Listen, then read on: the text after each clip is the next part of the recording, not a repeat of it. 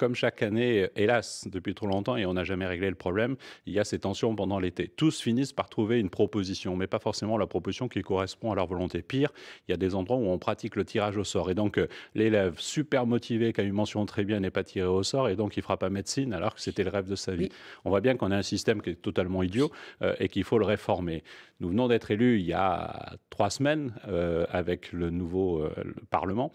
Et donc, évidemment, nous n'avons pas préparé cette rentrée. La ministre Frédérique Vidal est mobilisée à fond sur ce sujet, d'où la concertation. Notre objectif est de gérer au mieux la rentrée de septembre et de transformer le système pour la rentrée de l'année prochaine. Justement, C'est-à-dire le Christophe transformer. Castaner, pardon. C'est le principe de la concertation. Je réponds à votre question.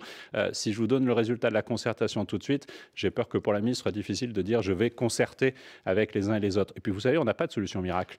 Et c'est plutôt avec les professionnels, avec les présidents d'université, avec les doyens, avec les représentants d'étudiants, avec les familles qu'il faut qu'on cherche les Mais solutions. Christophe Castaner, la ministre justement de l'enseignement supérieur, vient de dire et de reconnaître que c'était un énorme gâchis, cette procédure post-bac. Je viens de le faire aussi. Vous confirmez, vous critiquez les quand- modalités présentes. Reprenez l'exemple que je viens de donner. Quand vous avez un étudiant motivé, qui a eu mention très bien, ma fille vient d'avoir son baccalauréat, elle a une envie de formation, et si parce qu'elle n'est pas tirée au sort, elle ne peut pas aller vers cette formation, c'est évidemment totalement idiot. C'est injuste, mais en plus, ça démotive totalement les élèves, y compris pour aller vers la mention très bien au bac.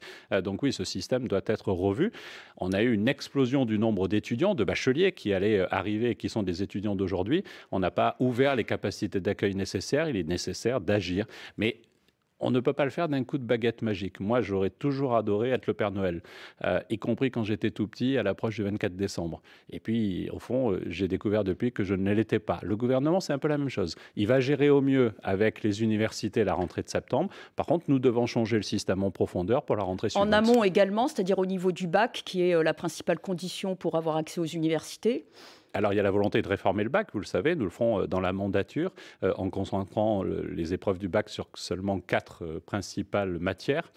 Mais il y a aussi l'orientation. Le problème de fond est que on pourrait dire qu'il y a 100% des étudiants qui rentrent à l'université. Mais ce qui me préoccupe aussi, c'est de savoir qu'il y en a la moitié et quelquefois plus qui sont en échec à bac+1, bac+2. Donc là aussi, mobilisons-nous sur l'orientation. L'objectif n'est pas de rentrer à l'université. Je dirais que l'objectif est d'en sortir et d'avoir un boulot.